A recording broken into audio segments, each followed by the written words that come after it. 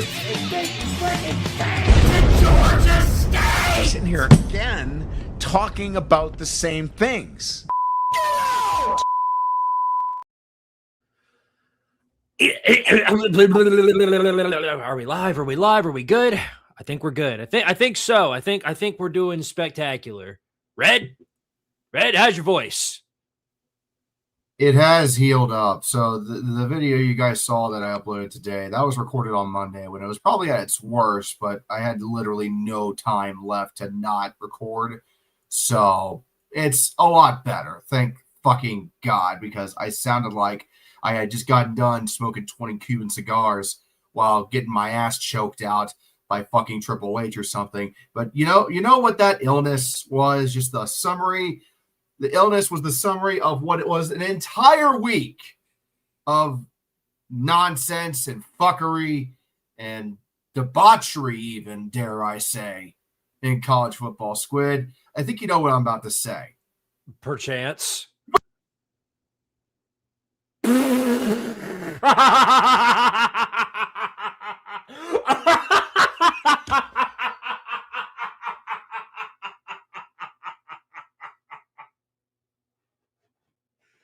Damn, that's messed up, bro. That's messed up. For the record, I did not do that. I did not boot him off the show. Something just booted him though.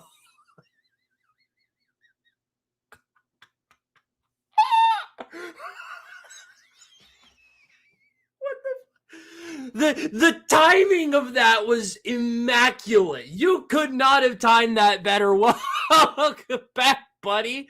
You were gonna say, was that what you were going to say? Because you said it better than I ever could. I don't think I'm going to be able to ever say it that much better ever again while we're doing this fucking show. That was on its own fucking bullshit. Jesus Christ. Yeah. I need a new camera, and we're fucking back. For everybody at home watching, my camera decided to rage quit just before we went live. That's why we're a minute or two late. So I had to bug out, come back, reset. And yeah, so I straight up, my camera said, you know what? I've had enough. I'm going on strike. And it did. No way that just happened, dude. That was hilarious. We're never going to, nothing like that will ever be more perfectly timed than what that was right there. That was so funny. Yeah. Greatest intro in show history yet. No doubt. Gonna be hard to pass that one. All right. Well, I guess so. All right. Okay. God damn it, Squid, get yourself together. Shut up. You're the one who booted. You shut the fuck up. Yeah, all right. Okay. Anyway. So voice is better. Yeah, I can tell. Yeah, your camera ain't. Yeah, my camera's the one that got the fucking flu or some shit. I don't know. Right. Anyway, we got a lot to talk about today. This is going to be a short show here on the FBS Report to make up for the past 2-hour shows that we've did. We're going to go for about an hour today. Of course, we're going to talk about the all the playoff games of this week. We're going to talk about all the round one games. Of course, before I say anything else, Red over here has already, as he previously said, uploaded his playoff video. For those of you that are wondering where mine is at, which I am in the process of making one, it is almost complete. In fact, I am literally at the final section before it is done. Expect it to be uploaded tonight, anywhere between 10 o'clock to midnight. So for those of you who like to stay up in the after dark hours, Tardary After Dark, shout out to you guys. For those of you who do that, well, congratulations. That's when you'll get to see it. For those of you who don't and are going to bed early to wake up for the chaos incoming tomorrow, then by all means, well, you can watch it in the morning or the afternoon.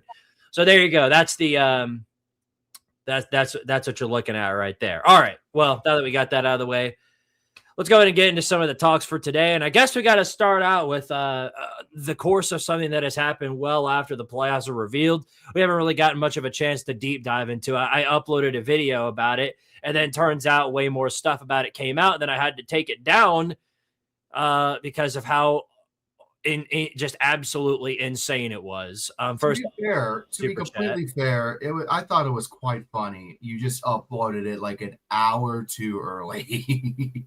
If you had waited like one more hour, you probably would have. I waited 30 minutes. Literally 30 minutes later, that's when everything else came out. And then I just get a bunch of comments saying, "You should have waited. You should have waited. You should have waited. You should have waited." I know. Anyway, hey, we have a super chat from Ray and Gav. Listen, at the end of the day, man. You should have waited. Yeah, I know. per chance. Like I did. Thank you for the 2. He says, it's good to have you back, Red. Get well soon. Dem's the facts right there. Thank you, sir. Yeah. All right, well, I guess we'll go ahead and start out. So for those of you who have been living under a bridge, which however you're watching this show, I have no idea, but Sherrone Moore, former head coach of the Michigan Wolverines, of course, it has been an episode for him. Last week, or the week before, he gets fired from the University of Michigan after details surface about his affair with a Michigan staffer. And the affair drove him out of a job, drove him out of a family as a family man. And then afterwards, after all those details were revealed, a couple of hours later, some more stuff gets revealed. He gets arrested. So now, he's awaiting his trial in court. And there really ain't much else really to describe it. We actually, thank goodness, I don't really have to say too much about it. We actually have a special guest in the back room who's going to tell us all about it. Indeed, First off, Daiso's here with a 2 says, I can't believe Jacksonville State won a non-con game. Yeah, we've had some phenomenal bowl games too. I'll say that much. We can touch on those too if we want. Yeah, we definitely will. We got a special guest. You'll definitely know I can't talk about this topic without coming off incredibly biased because fuck Michigan and everything about it. So much for being Michigan men. Fuck you. But I got a friend of the channel who y'all have seen me bring into the chat a couple of times before. He usually hangs out on the Twitch side of the Red5478 universe. And he's also somebody who has been a great help for me in the background with finding certain sound effects and special effects and music with the videos, kind of like almost like an associate producer kind of thing. Anyways, enough talk. Ladies and gentlemen, the one, the only, Zep. Welcome to the show. It's a pleasure to have you on. A Michigan man in the best possible sense, if that exists. Good to have you. A man with a lot of Michigan roots and is in the Steel City and repping a team who just blew back-to-back leads over the weekend. Yeah, so double fuck you while you're at it, because fuck Pittsburgh and Michigan. Hey, you have yet to see a Blue Jackets game in person, Red. Until you do that. And then again, Squid would know what hockey is because all he's got near him is Nashville. And are they good this year? Let me check. No. Yeah, you didn't have to check. I think the Ice Bears are good, though. Shout out to the Ice Bears. Zep, I want, first off, because you are a Michigan fan, I honestly just want to know what your overall reaction was to the Sherrone Moore bullshit that happened, because from my perspective, I didn't laugh. I didn't jump for joy. It kind of hit me like I was walking across the road and a fucking Brinks truck just ran my ass over. Like full on, no stop, under the tires completely. And then I'm looking around going, what the fuck just happened? So the thing is, you at least got up. Michigan, I feel this is a cataclysmic occurrence for not only just the football team, but for the entire Michigan Wolverines organization. As you pointed out in your video, Red, Moore isn't the first guy to get fired for actions off the field. There's been a string of them, mostly coordinators and other smaller jobs. More assistants to the assistant kind of guys. However, think about it like this. First of all, your head coach is gone. There's no way they're bringing him back. No chance. That means he's never getting a job again. Unless it's or at least not in because I don't football. know with them. Probably not. But let me put it very clear. With Moore being gone, it's cast a big old black eye on the Wolverines, because not only are the Wolverines just close enough to Ohio State that they have to compete with them in terms of getting talent, but something you both know very well is the talent fee. Michigan does not have as steep a talent fee as Tennessee or Ohio State. So they're kind of, I mean, hey, look. You mean they got Josh Underwood or Bryce Underwood, not Josh Underwood. I'm sorry. I just saw some news that dropped. We'll get into that later. I was about to say the name Josh was on my head. That Bryce Underwood, the catalyst for this offense, for this team, has basically said, no, I want out of here. So in the span of a week, you lose your head coach to crimes I don't even want to discuss because it would make me vomit and need a mint. You lose the catalyst for your team, meaning that you're going to have to maybe go dumpster diving, and good luck finding that in the transfer portal where you compete against the Buckeyes. And third of all, your new head coach is Biff Poggi.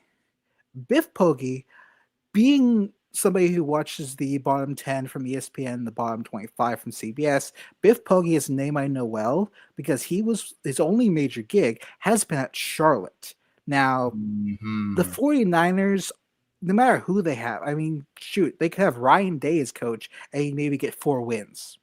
They could maybe have Billy Napier as coach and they get 2 wins. Save the line. But I see this as like more of like, who are you bringing in? You have players who really just look at this and ask, why do I want to go here? Why would I, as a recruit, want to go somewhere that's basically imploded upon itself? As a university, why am I not looking into this system that's repeatedly failed? Because coordinator after coordinator has gone to vices, and now your head coach has too. Why isn't the athletic director investigating?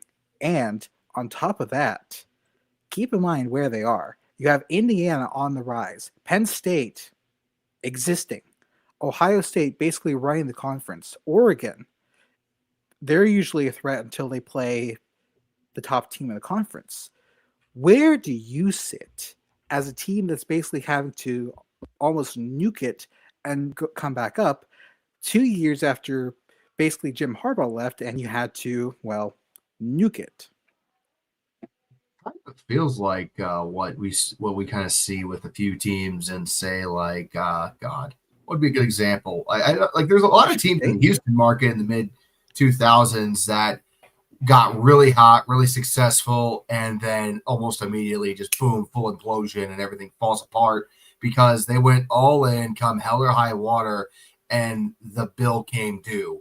The sitting on this for a little over a week now, it really just feels like the bill finally came due for Michigan for the Jim Harbaugh years, because naturally Jim Harbaugh, he spent a lot of time trying to build Michigan into a national championship winning team. Not sure about how much. Tenor Horn 6'5" for the $5. Thank you.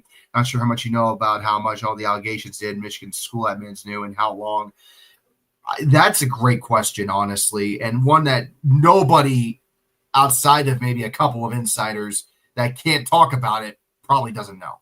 And that's where the investigation into the athletic department would need to happen, because you can't, like, this is going to be a terrible example, but I can't think of anything else. With LSU hiring the new athletic director that they did, they should have seen a number of red flags about his Title IX violations. So in this case, you have an athletic director who's willingly overlooking some of the shortcomings from the coordinators and now the coach. And if this thing runs deeper, as was mentioned, how long do they know about this and just completely ignored it? Because this is not like with the Penn State stuff where you had one guy and a bunch of other people just kind of ignoring it. This is a pattern. You have a number of them were DUIs, which by comparison is still bad, but it's not. It's child's play compared to what the fuck happened with Sharon. I mean, good God. You won't say it, but I don't care to say it. Dude cheats on his wife for years, gets dumped by his side piece, wouldn't leave this side piece alone, harasses her. Side piece then goes to the school and tells on him, blowing the cover that they have been keeping on it for the better part of 2 years. He goes to her house, breaks into her house, threatens her, threatens himself, and then goes to jail. So, like, but I see what you're getting at. Like, there's been a pattern of, and it's not even just like the DUIs. There's a couple of guys that I will not mention the charges on. I think you know who I'm talking about. That have been involved in. It's been sketch city for the Wolverines. I mean, Squid, I know as a Tennessee fan, you're somewhat removed from all this, but I mean, what are your general thoughts about the whole goddamn situation here? Well, let me ask this before anything else. I kind of wanted to hold off, and this is important to note because I've heard details about this possible investigation that's going through the university. And what I want to know before anything else is, and this is a legitimate question, I'm not even trying to be, sarcastic or my usual. What I'm trying to ask here is adultery or cheating, is that a crime in the eyes of the NCAA? No. Adultery, cheating on your wife is not technically an NCAA violation, but it can be, depending on who you cheat on the person with. It can be a code of conduct, code of ethics, HR violation, which is what got Sharon Moore the boot. Right. Yeah. It would be that's the fine line there. The slippery slope is we know that in some cases it can be a problem, but which cases is that? And you don't know which ones the NCAA will look past, which ones they'll suddenly focus on. I mean, they do this all the time where they look at like specific things regarding NIL and they're like, oh, we got to punish that. And then somebody else does the same thing and they're like, oh, okay, we'll let that one slide. There's not a strict enforcement. So if they start getting on Michigan about this and start enforcing things going back all the way to 2023 or 22 when all the sign stealing and everything like that was happening, then what are we doing here? Are they actually going to go enforce it? I don't think so. I think that time has passed. It's been so many years past this point. What's the point? If they were going to vacate anything that's actually of worth, like the national title, they're going to do it a long time ago. So even if they do go back years from now, like they did with LSU and like vacate wins from like the 2016 season, like they do with LSU, it's like thing is, they're not going to care because it's going to be so far past. Now, obviously you could take away their title and then suddenly things change and then you can make a statement right there. But all this to say, in regards to Michigan's program as a whole, there's obviously been some really sketchy stuff going on there. And the fact that the university itself is the one running the investigation is the part where I know that nothing's going to happen. Because if the investigation itself is being run by the administration that's in trouble, they're just gonna be like, well, we looked around for 5 minutes, couldn't find anything bad. Well, whoop-de-doo. All right, our investigation's over and done with. That's what it's all going to come down to. I think there needs to be some sort of private firm that has to go and look at this program, investigate everything about that, and then make the decision for themselves. And this all goes back to the fact that there's no strict governing organization that enforces rules legitimately. And this was a problem that I mentioned back when they tried to punish Tennessee a couple of years ago over the whole paying Nico $4 million or riding around a private jet or whatever. It wasn't a rule at the time, and then suddenly it was a rule after the fact, and they tried to go back and be like, oh, you did this rule that we just made up. Time to punish you. Yeah, that's not how it works. What they were trying to do back then was they were trying to simply make a statement and then use Tennessee as the scapegoat. But all it did was just fall. They just fell flat on their face. So all that to say, I don't think anything's going to happen to the program. It's a horrific situation with Sharon Moore. And I feel horrible for the family because I can't imagine what they're going through. Those poor kids. they're going to be woken up in a reality where that was their father and that's what he did. It's awful to see. I hate that. Yeah. And that's the part that pissed me off so much about it, is that not like if Sharon Moore didn't have a family and he was doing this, like if he was in this relationship and he wasn't in a family, didn't have a wife, didn't have kids. Oh God! Then they would be on the news and on X being like, "Boys will be boys," and literally, yeah, we'd probably still be making memes about it, more than likely. But yeah, the situation here and the fact that it involves a whole family and a group of innocent people that did no wrongdoing, it just makes the whole thing just horrible. And we can speculate all day or night long that it's like, it's just one offense from a program that has a consistent, bunch of offenses, or whether or not they're all conflicted together. What we do know, though, is that it's just a messed up situation, and I hate that for the family. Indeed. Yeah, and the closest draw I can give, like, just with the stuff within the department before everything happened, after Moore got fired, it feels like an odd parallel to what canned Ed Orgeron from LSU. However, Orgeron, after leaving, didn't completely go off the deep end. Moore did, and that is disgusting. Yeah. It is horrifying to think of. And you also keep in mind, again, this man had a family, as you were mentioning, Squid. So already, this is somebody who has completely thrown their life away. This is not like the Commanders when they dealt with the scandals they had, where they could internally investigate and be like, "Oh yeah, everything's fine." With as national as this story has gotten, as big as this gotten, plus with as big as the University of Michigan is, I don't think they can get away with just, "Oh, we'll just do an internal investigation." No. You're going to have to face something. If not just the Big Ten looking into you, more than likely you're going to have the NCAA looking into you. And if they find that, like I have, there's that pattern, and it's been allowed, you're cooked. Well, look, I'm just going to finish my thoughts by just simply saying this. I don't think that Michigan investigating themselves is going to mean dick unless Ward Manuel is on his ass on the curb. Because at the end of the day, I feel like after Moore got fired, I felt like the president of the school should have been like, you know what? There's been too many goddamn crimes being committed here. We're just going to start everything over from scratch. Ward, pack your shit, get the fuck out.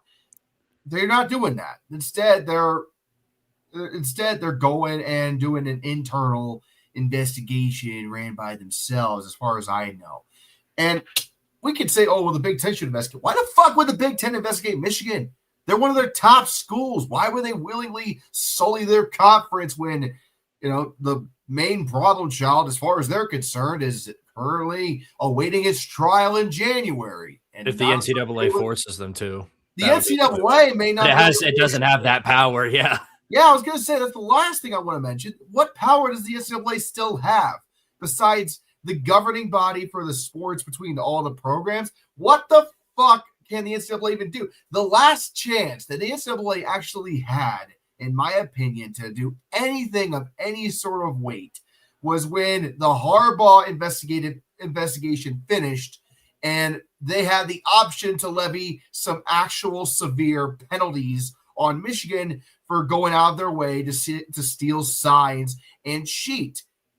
And the NCAA basically just sat on their hands, gave Harbaugh no show cause, gave Sharon Moore a slap on the wrist, and swept it under the rug because they knew anything they tried to do was going to go to court and they might not win because they're kind of on a losing streak. They're the UMass of legal systems right now. My bad. Yeah, the only thing I can think that could happen is that if they are to investigate, it is to set a precedent, because with the NCAA, have they proven to not want to do this? In cases.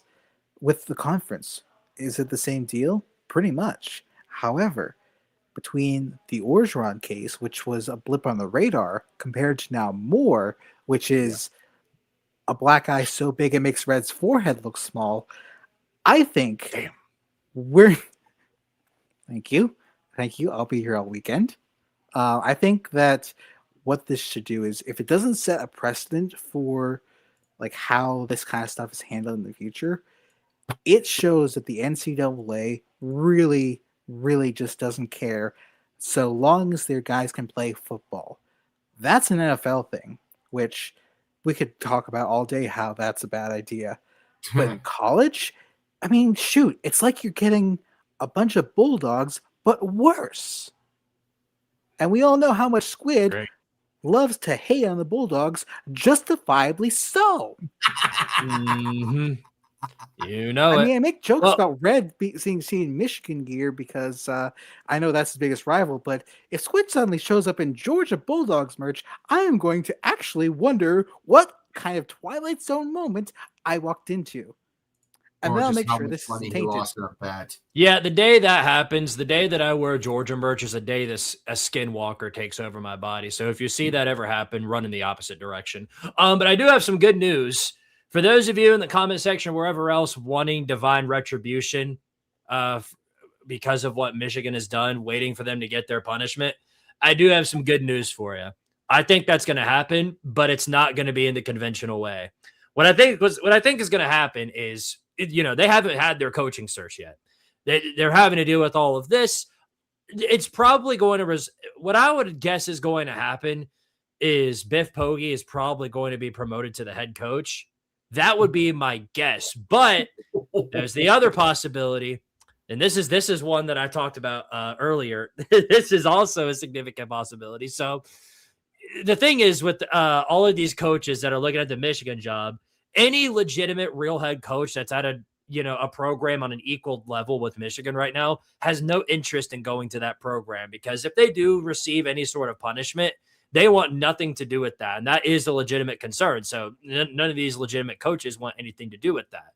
They want to stick with their program. And besides, most of these coaching hires have already been made, but there's one individual who's still in the ether, who is still in the coaching ether. Kenny Burns. Yeah. Oh, well, Kenny Burns. Yeah. That's also a possibility, but that's not the conventional one I was thinking of. It goes a little something like this. Bill Moorhead?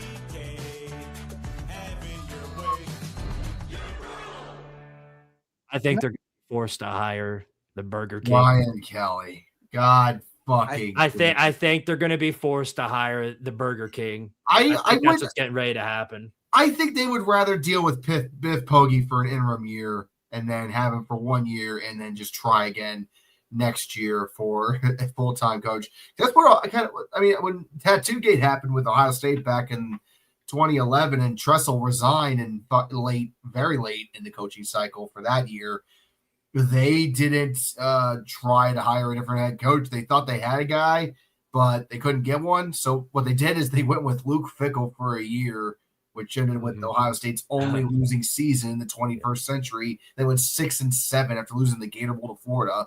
Yes, that was a weird fucking. Yeah, I know, right? Weird. Okay, I'm sorry, everybody. The demon took over in me.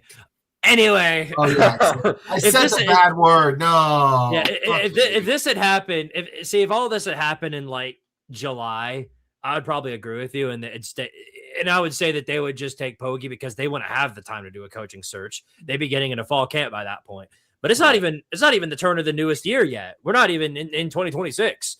They have all the time in the world, and I think they're going to go through with it. But what other? But like, come on, we don't have. We're already 30 minutes into this show, so we got to. I wanted to let Zepp speak. One more point. Yeah, coaching is already going to be bad enough, and I think they're going to end up with Poggi, which, considering his only time is with Charlotte, we don't really have a gauge on it because the 49ers have found everything but gold. But I think, moreover, you're having to replace Underwood, which is a key piece of the Michigan team, and you have to worry about building the rest of the team. Who would want to go to a program this messy? I mean, Red, you formerly played college. Red, you formerly played ball in college. If you were in this situation of getting an offer And Michigan was, and regardless of affiliation, if Michigan was to give you an offer like this, would you even consider it? I mean, if I had no bias previously and I was getting similar offers from other schools, yeah, I told them to piss right the fuck off. I don't think so, because again, you can get better offers from an Ohio State, from an SEC team. Hello, talent fee. You're basically stuck bargain bin hunting at an empty Dollar Tree, and I wish you luck, because when you have to be out Penn State for the scraps at the bottom, you are mega fucked. Yeah. I do not use that term lightly.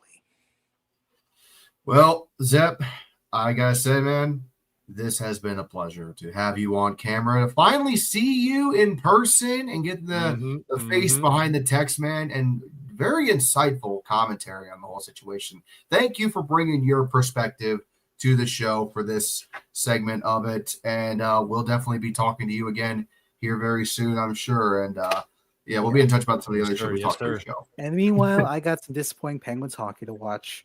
Please don't blow a lead. Please don't blow a lead. Please don't blow a lead. Yeah, the only constant is pain. So yeah, get ready for that. All right. Well, thank you, Zep, for being here on the show with us. Thank you. All right.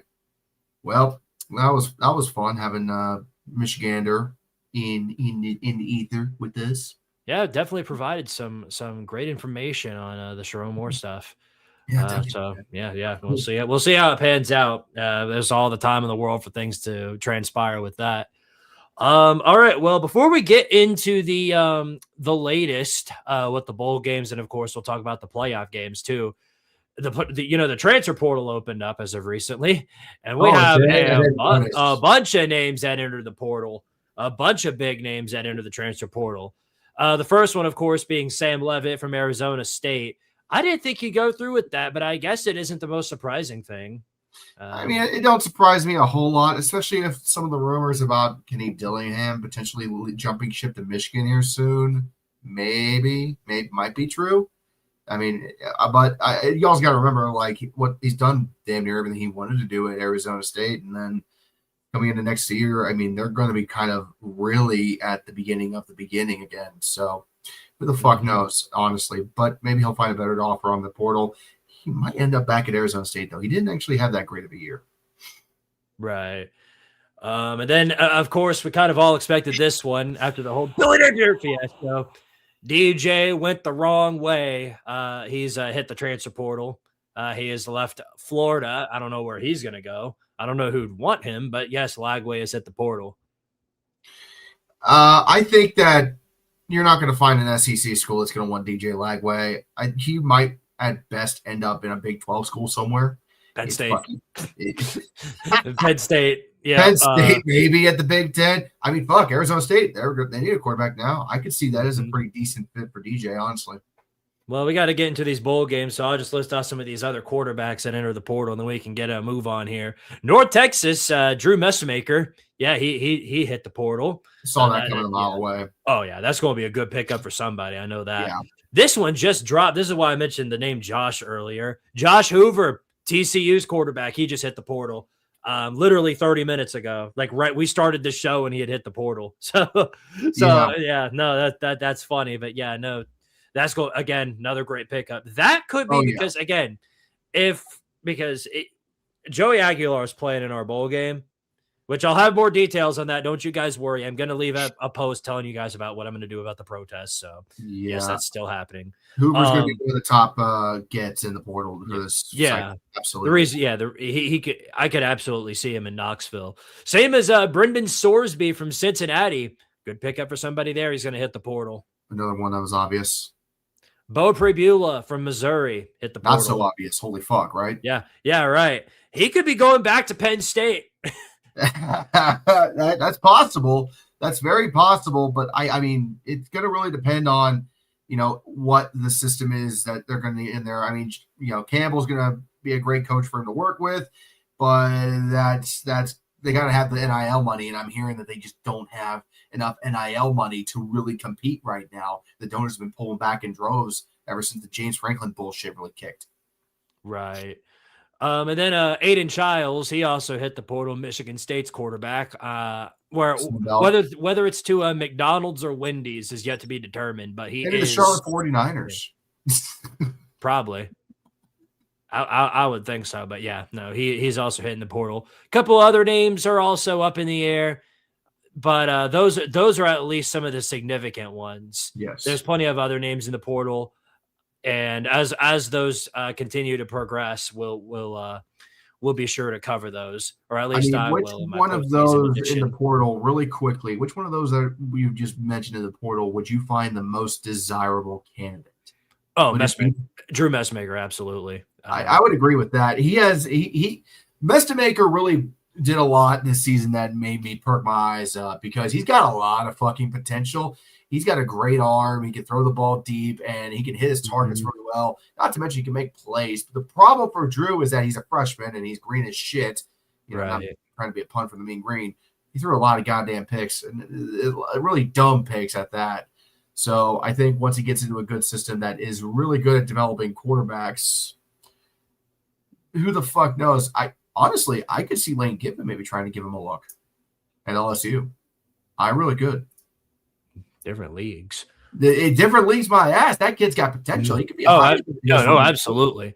Whoever gets him, that's going to be a great pickup right there. I hope it's us, but I could see us absolutely getting Josh Hoover also. But I also hear that Oklahoma State, which is where Eric Morris went, could be the one in the running, and they are desperate for damn near anything right now. So. Yeah. Well, one thing's for sure, he ain't going to Auburn. I feel bad for Auburn. I feel so bad for Auburn. I know Golish is a mastermind, and I trust him maybe over time to rebuild that program. But next year's gonna be brutal. Keyword there is overtime. It's gonna take a minute. Jackson Arnold as your quarterback. Tim third down Banks as your defensive coordinator. It's just a recipe from hell. You guys might never see it. You guys might never see a defensive stop again. More eagle, more like dead chicken. Yeah. War tiger or something like that. Yeah. No, not war tiger. That's actually scary. Yeah. Well, that's what that are. They an eagle or are they a tiger? In my opinion, they're neither. I think they're a bucket of shit. All right. Let's move on. Your new chance should be Joe Exotic because it's the scariest tiger you're going to find anywhere. Right. Okay, well, we had some pretty fun bowl games over the course of these past few days. We're actually getting, when this show comes to a close, the Xbox Bowl. Xbox! I could unplug my Xbox and then show you guys. But yeah, the Xbox Bowl. Yeah, just go full caveman. Xbox! Yeah, it's an Xbox! Holy crap, it's an Xbox! I might do that for my postseason edition. See, the postseason edition of Cultural Chaos, since it's not such a tight schedule, that's where I get to do stupid shit and have fun. So I might do something like that. Yeah. So I might do something stupid like that. But yeah, no, Missouri State and Arkansas State in the Xbox Bowl. That's gonna be funny. Yeah, give me Butch Jones and the champions of life over Missouri State. Yeah, I would agree. Give me Missouri State. They've had a really, really good season. We'll talk about their brothers in FBS debut this year, Delaware, in a moment. But it appears that the new blood FBS teams the last couple of years have really been coming in white fucking hot. It's just not been pushed. Oh yeah, no. One of the new bloods in the FBS is in the dadgum playoffs right now. So I think that goes without saying. But yeah, no, we had some other pretty good games. The LA Bowl, Washington versus Boise State. That was competitive for about 10 seconds. Fun one right there. I knew Boise State was kind of over the hill when it came to how they were this season. I mean, the opener against South Florida told me about all I needed to see, but the fact that the Huskies went into Los Angeles in the final LA Bowl. I mean, what the fuck's Gronk going to do next year during this time? Yeah, no kidding. And just absolutely beat the Broncos black and blue. Not that you could tell. It kind of shocked me a little bit, but it's also part of the course. Right. Salute to Veterans Bowl finalized. Jacksonville State beats Troy. This was actually the two losers of their conference championships battling it out. Knew this one was going to be a good one. Jacksonville State held on in the end, 17-13. Fun game if you like defense. And a quarterback that doesn't know where his head is from his sphincter. But no, it was a pretty fun. You know what? The other reason why I found out this game was so fun, these two guys were rivals in FCS until 2001. Like, how about that? Bitter rivals. So it was a rivalry renewed at that. That's why it was like so physical. Yeah, no, and it's set up for a really fun game. But the Gamecocks hold on, get their 9th win of the season to finish things out. Yeah, if Cruz Crowder had just stayed healthy for Troy, I think they would have had a better chance. They probably could have pulled it out, but he just very well could have, yeah. But injuries happen. That's how they go. This one was a bit of a shocker. I'm going to say that. I knew South Florida was losing Gullish and all that. So, but even though Gaston Moore, shout out to Gaston Moore, former volunteer, with him starting, I thought he was going to do a whole lot more in this game, but he just looked terrible out there. I don't know what happened. 2 costly interceptions that really screwed them over. Yeah, I mean, they really missed Byron Brown in this game. That was the main linchpin of their offense all season long, Byron Brown.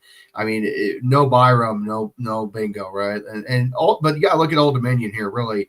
The Monarchs finished the season 10-3. They were in the mix for the Group of 5 playoff spot for a cup of coffee there before falling by the wayside late in the season with the loss. So I'm just saying, don't sleep on the Monarchs next year.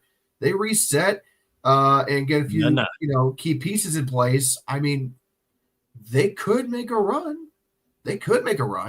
We'll see what the fuck happens, though. Well, what we do know is there's a lot of player turnover in the Group of 5, so that's going to be interesting. I'll say that. Marty Phoenix, thank you for the 2, says, which G5 schools can move to a Power 4 conference?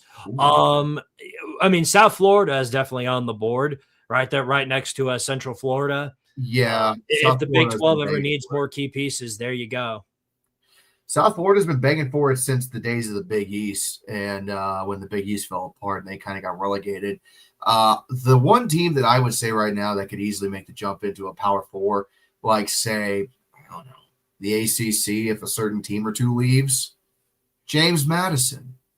Easily. They've invested so much into that football program, both with donor dollars and, effort and time. Not to mention, after losing Kurt Signetti 2 years ago, they're fucking in the playoffs. I mean, they're committed to that fucking team, man. I think James Madison, they'll be the next ones into either the Big 12 or maybe even the ACC if some shit happens. Big possibility, I'll say that much. Here is the one everybody's excited to talk about. Delaware. Holy crap. First season in the FBS. They get to a bowl game thanks to the turnover in the with all the teams. And guess what? They come out a winner over the Raging Cajuns, 20-13, move up to 7-6. And that's their first bowl win in school history. What a phenomenal time to be a blue head, ain't that for sure? Oh my God. I cannot believe it, guys. Look at it. It's Michigan Light. And I'm actually happy for them. I'm very happy for the Blue Hens. They deserve it. The pissing wall finally gets some hardware next to it, so that'll be good for them to celebrate with. And I still can't believe they got a fucking pissing wall. They don't have urine the whole thing because it's such an old school. It's just a wall they piss on. Yeah. Well, the piss wall was out there on the defensive line, that's for certain. Yeah. Raging Cajuns, they couldn't do anything. Yeah, no. But, I mean, to be fair, Delaware has been kind of streaky at times this year, and they no one really looked at them when they came in from FCS. They kind of brought their FCS team from last year into the fucking Conference USA this year. So, like, the way they performed, it didn't surprise me because they went pretty well last year. So, but I just didn't think it was going to translate that much to the next level. Turns out Conference USA is just FCS. Everybody kind of knew that. Right. Also, keep in mind the Raging Cajuns' final record is 6-7. Okay. Anyway, dumbassery out of the way. Those are your bowl games that have been under coverage so far. Tomorrow is where things, of course, are going to get very interesting. Now, we do have one to start out with, and this one's early in the morning, 11 a.m. Kennesaw State and Michigan, or Western Michigan. I almost said Michigan State. They would be in this bowl game, the Myrtle Beach Bowl. But no, this is going to be a fun one right here. Obviously, Kennesaw State has had a phenomenal year, the most improved team in the FBS. Just a phenomenal year for them. They're sitting at 10-3 right now. Could go up to 11 wins with a win over the MAC champion in Western Michigan, who is a 3-point favorite. Who you got here? I mean, a lot of people are sleeping on this game, and I know it's got an 11 a.m. kickoff, but you got the Conference USA champions facing off against the MAC champions. This is actually a big-time game if you think about it. Mm-hmm. And I like two completely different stories. Western Michigan, they've slowly but steadily been marching their way back to the top of the MAC. Meanwhile, Kennesaw State was the absolute drizzling shits last year. First year in from FCS to FBS, one of the few teams that's just been absolute trash on their first year in. And here they are. Give me fucking Hootie Hoo and the Owls to absolutely obliterate the Broncos, because the Broncos, don't get me wrong, they did all right in the MAC this year, but even the most casual fan will know that the MAC is the worst conference in all of FBS this season for football. It was a 5, 6, 7 team race to make the MAC title at the end of the season. Western Michigan just happened to be the best of the worst, but they're still not all that good. Like, they finished hot, went 0-3 and finished strong, but I just, from what I'm seeing right here, I mean, I think Odom's going to absolutely light up that Western Michigan defense. So give me the Owls. Squid? Right there with you on that one. I'm taking the Owls here. I don't think they're going to blow Western Michigan out necessarily, but they've shown that they are more dominant when it comes to smash mouth football, like what I think we're going to get here. I think Odom's going to light up the scoreboard, and I'm going to take the Owls as well. Sure. Going to be a fun one for sure. Damn right. And then at 2:30, a little bit of an appetizer before we get to the main course, which we'll touch on soon. Memphis, 8-4 Memphis, facing NC State in the Union Home Mortgage Gasparilla Bowl. NC State coming in as a 3.5-point favorite. And before you jump to conclusions here, everybody, let me go to remind you that NC State went into, I forget which bowl it was, but they faced off against East Carolina last season. And, well, the Pirates wound up winners in that one. Now, of course, NC State got their revenge this year, but I don't know. Memphis is one of those teams that if they're on, they're on. If Brendan Lewis is playing really good, I could see him doing some work here. Plus the fact that I think Sutton Smith is a really good running back as well. I think he's going to do some big-time damage to this line for NC State. And I think it's going to turn into one of those old-fashioned type of shootouts where Memphis comes out the winner. Give me the Tigers. Give me the Wolfpack. And I think the main reason why I'm going to go with NC State, I mean, Memphis is an absolutely great football team that had a great season. They were a couple of games away from being in the playoff mix at the very, very end. But they also just lost their head coach to the dreaded coaching portal. Went to fucking Hog City, if I remember correctly, because Golish wanted to go to Auburn. Yeah. And also NC State has proven that they can and they do have the ability to hang with the best of the best in the ACC, at least, which says a lot, honestly, compared to what the American is. They did knock off Georgia Tech in a shootout earlier this year that Georgia Tech fumbled around through. They can be shocker at times, so I know it's kind of weird to go with them, but I'm just going to go with NC State on this one, man. I think they're going to take care of business tomorrow in the Gasparilla. By the way, the end zones for that thing, if the Pop-Tarts Bowl is about Pop-Tarts, Gasparilla is about just fully embracing the fucking pirate nature of Tampa Bay, because the end zones that they already have out on X are looking sweet. Right. I hear you there. All right, gentlemen. Well, it is time. We got about 10 minutes left. Let's get these playoff games in coverage. All right. Well, here we go. Starting off with our first round playoff game tomorrow night, 8:00 p.m. on ABC. Number 9 Alabama going on the road to play Oklahoma in Norman. It's one of these old style rematches. Oklahoma beats Alabama on the road in Tuscaloosa earlier this year. Now Bama is coming into their turf trying to get some sort of revenge. Of course, Bama kind of lucky to even be in here. They could have very well put Notre Dame over them, but no, they did not. Alabama is in this thing, and they're going to have to prove that they belong. They're coming in here as a underdog. Yes, Oklahoma is a favorite over Alabama. What a world we're living in right now. Truth be told. This is in my opinion, going to be another low-scoring defensive brawl, because these are two teams that have really good defenses, especially Oklahoma. If their defensive front is on, they're going to be shutting down Ty Simpson all night, I think. It is going to be a very tough fight, I think. But here's the thing. I think the Crimson Tide, and more importantly, I think Kalen DeBozo got a huge wake-up call when he played up against Georgia. And I think that's going to do them some significant favors, because the best thing that can happen to you whenever you're one of these bubble teams is to take a loss right before you get into the playoff slate, because now you know what you did wrong. Now you know how to adapt, adjust, and do better. And I think Bama's going to come out better. They're going to come out stronger. I think they're going to come out with a way better game plan. And Ty Simpson is going to do just enough to cross the threshold and beat the Sooners. Give me Alabama to go into Norman and get revenge. Give me Alabama as well, as much as I don't want to admit it. I would love for Cletus and Billy to come out on Saturday morning and give you guys a little bit of Dixieland destruction because of Oklahoma. But listen, let's just be honest here. Oklahoma's offense is about as effective as a contraceptive put on backwards. It just ain't going to fucking work. It will not work. You cannot score effectively with this offense. Look, I don't know what the fuck Jean Mateer did to his hand when they fixed it.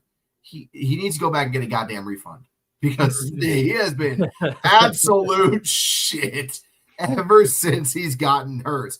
At the start of the season, you would think Mateer, holy fuck, it's a revelation, right? This guy's going to absolutely light the fuck out of everybody. And then their offense has just died. Satanga is the only thing on that offense really that's held them together this season, and he's one guy.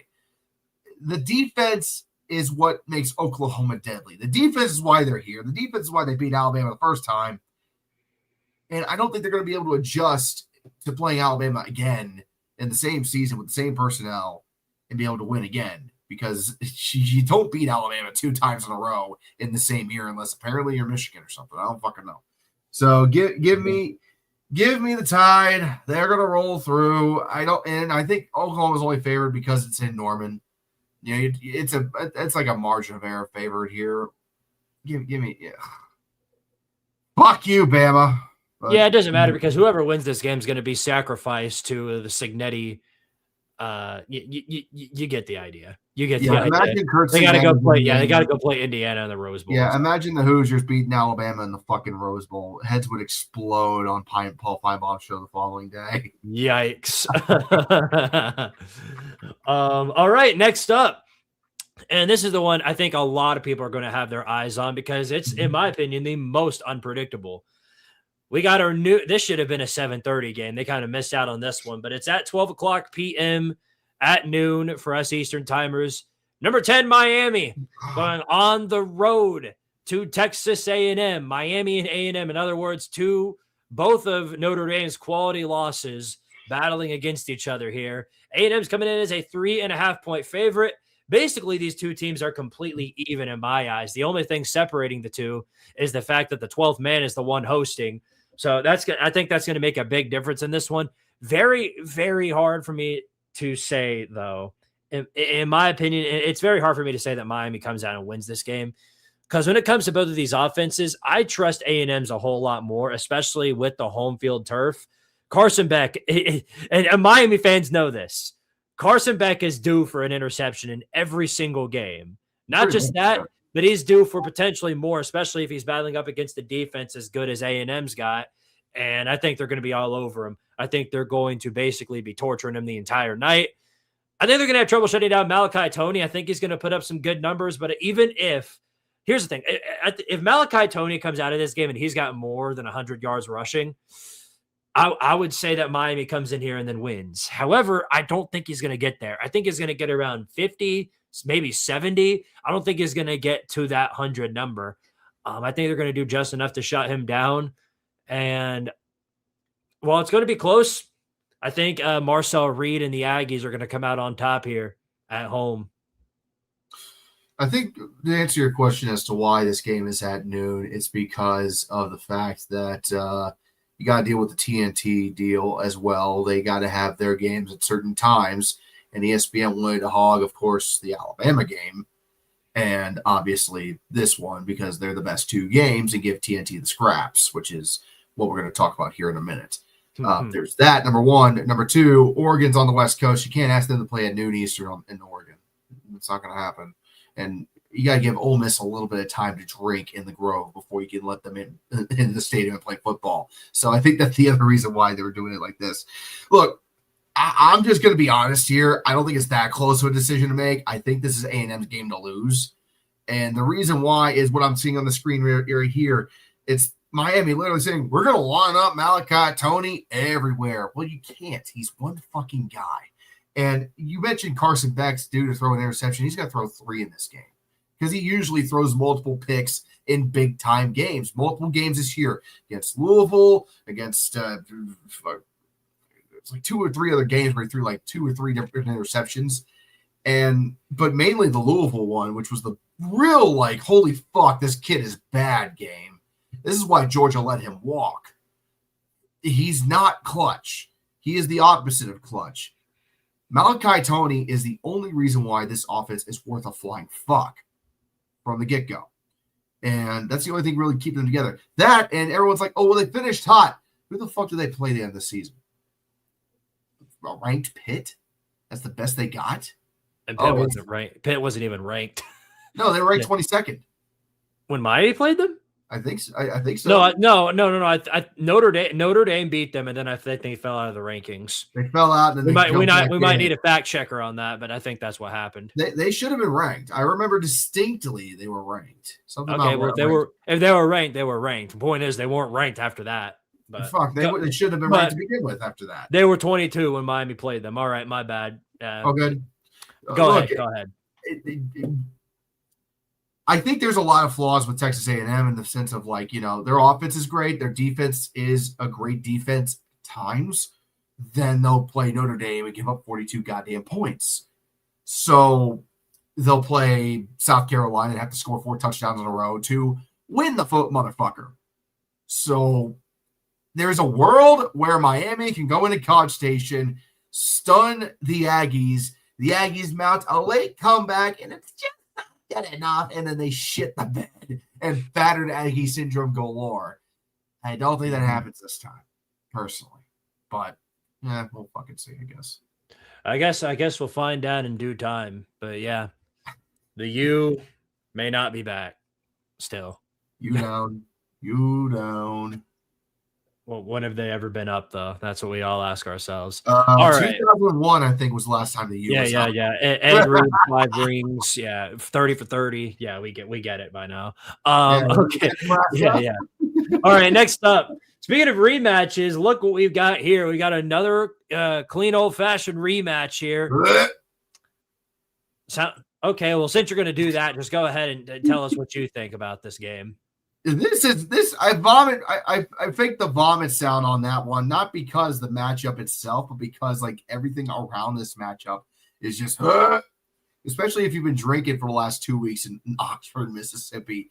I mean, goddamn, Ole Miss loses their head coach to the Purple Tigers. Tulane comes in, they're losing their head coach as soon as the playoffs are fucking over at this point. And Tulane already got beat by 4 goddamn tutties against Ole Miss in Oxford earlier in the season against the same personnel they're putting up against them. I'd say if they play Austin Simmons, they might have the, there might be a little bit of doubt there, but they were already playing Trinidad Chambliss by that point. Look, as much as I want to believe in the Green Wave, and I think they are the better of the 2 Group of 5 teams, I don't think that Lane Kiffin leaving Ole Miss is going to be the death of Ole Miss in this playoff. I don't think Golding is going to single-handedly drag this team down. So give me Ole Miss. It might not be a 4-touchdown win, but I think they'll win comfortably enough. Yeah, I think Tulane's going to put up a better fight here. since they've been in this literal exact same situation before, I think they've got a better idea of what they need to do to sort of make it close and competitive. However, even if it is competitive at half, I think Ole Miss will run away with it, sort of in the fourth quarter, and then the Rebs will get the jump. I just think the team is just too talented up front, and they've got too many weapons. I don't see a way that Tulane's going to be able to slow down Kawan Lacey. I just don't see that being the case, but I guess. But can you imagine if Tulane has happened to be in the lead going into the fourth quarter, the amount of fire and brimstone we will be seeing online? Just don't log on to your computers if that happens, guys. It's not going to be pretty. It's not going to be pretty, I'll tell you that much. The sky will be falling before the game even ends. There'll be calls for Tulane to get let back in the SEC and everything. Here's an even crazier scenario. What if this team does something? This is our final playoff game, kicking off at night, 7:30 p.m. on TNT. They're lucky to be here, but they are here thanks to Duke, the Dukes of James Madison, going into Otstead Stadium all the way across the country to play against the Oregon Ducks, who are 20.5-point favorites in this one. Not gonna lie. Not gonna lie, I think James Madison has a better shot. I do. I think they've got a better shot to pull the super duper funny because we don't know what to expect with them.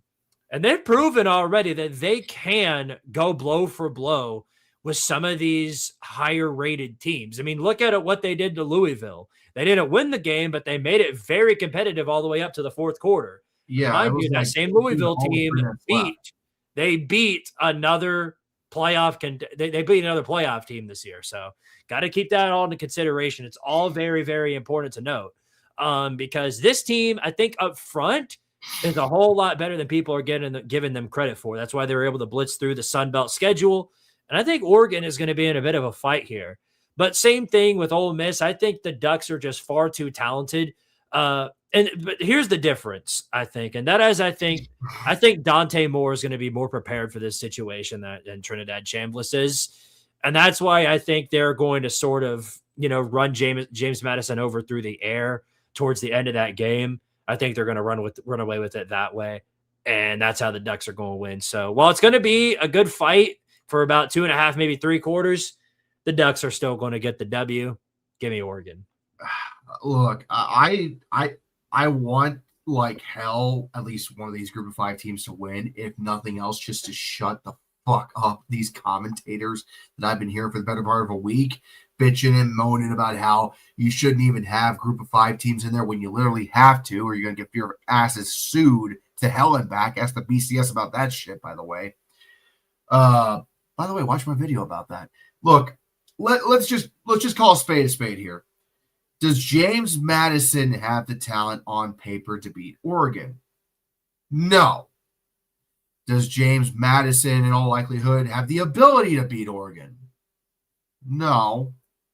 But can Oregon beat themselves? Oh, you bet your ass they can. You bet your fucking ass that That's Oregon absolutely right. Because that's the only way James Madison, I think, really wins. Their offense, even when they were steamrolling their conference, the Sun Belt, and laying waste, you saw glimpses in the Sun Belt championship game against Troy, where in the third quarter, Barnett was kind of a little iffy there. You see a fumble here, an interception there. The defense has to kind of come in and save the day. And then they come back and then they just go fucking nuts. And then they struggled against the Washington State. That resulted in them having to win late. You're going to have a few of those in the season anyways. I think that if Oregon does not have all the personnel they need to win, they're not going to win. You see a lot of goddamn wide receivers that are questionable on their injury report. Evan Stewart has not played all season. Uh-oh. Red, we lost you. I'm glad this happened towards the end of the show and not midway through it. Yeah. While he's getting ready on coming back, because it's his for whatever reason his camera is having a stroke today. It keeps briefly disconnecting him, so he'll be back in a good minute or two. while he's explaining that, I'll tell you guys this. If you guys weren't here for the beginning of the show, please go back and watch it. Please go back, because it did the same exact thing while he was in the middle of screaming. Literally could not have timed a better connection issue than the one he had at the start of the show. But yeah, and so, to summarize his thoughts, and I'm sure he'll be I'm sure he'll be back to explain in brief detail. But yeah, Oregon, the more talented team here. The only way I think they could lose this ball game is if they get in their own way, which is definitely a possibility. It's the reason they got beat down by Indiana. So it could absolutely happen. He's back. Welcome back. Okay. Yeah. Before I was so rudely interrupted by my camera deciding that it's about at the end of its useful lifespan. Mm-hmm. All I'm going to say is that if the wide receivers are not there because Dante Moore has had to absolutely find escapes through other wide receivers that haven't completely rely upon guys they normally wouldn't. If the run game is at least somewhat affected and they have to make Oregon throw the ball more than they want to, mistakes are going to happen, and James Madison's going to have a chance. We'll see if it's enough. But the only way James Madison wins this game is if Oregon beats themselves. Just saying. Very true. Very, very true. Would be funny, though. Remember, this is partly the reason why they do not have any national championships ever in the history of history. Yeah. So. Yeah, because they always find a way at the worst possible time to duck themselves. Yep. Yeah, that's true. All right, well, that's all the time we got for tonight's show. Missouri State and Arkansas State, they're actually already playing in the Xbox Bowl. And, yeah, Arkansas State's already dug themselves into a hole off of a penalty. Typical Butch Jones moment. Yeah, appreciate all of you guys for being on here tonight. Again, you are all phenomenal people, and we greatly appreciate the fact that you guys were kind enough to meet us here on a Thursday night right before the playoffs. We'll both be live at the same time tomorrow. So please make sure to check out both of us. Literally use one eye for Squidtard, one eye for Red, and then watch that way. That's how it should be. Indeed. Yeah. Well, you'll be live for that. Are you going to be live on Saturday for any of those games? Correct. I'll be live for, I'm assuming the same one that you're doing. The big one, Miami. The U and 8-4. Yep. And then be on the lookout for potentially another video or two in the near future outside of the live streams. I got a end of the year video I'm going to be making that's going to come out probably next week or something. And then Lane Kiffin, your ass has been put on notice. Ooh. Because it's about to be turned into freshly cut grass in my front yard, boy. I'll see you in a couple of weeks, let me tell you. And if you're an Oklahoma or a Bama fan, be afraid, because tomorrow, when the first playoff game kicks off, I get to make my first official Get Out video for the playoff team. So that's going to be very, very fun. Looking forward to it. All right, guys. Well, we appreciate all of y'all for being on here. We'll check with y'all again next Monday, 8:00 p.m. Eastern Standard Time, as always. So we'll see you guys then. And as always, power to Tardaria. We'll check with y'all next time. Please, if you have any spare change, donate to me. My camera is a piece of shit, okay? It sucks so fucking bad. I hate this fucking camera. Will you fuck off? I'm surprised it's actually still on. Jesus Christ. You present, but you ain't really there. Have a good weekend.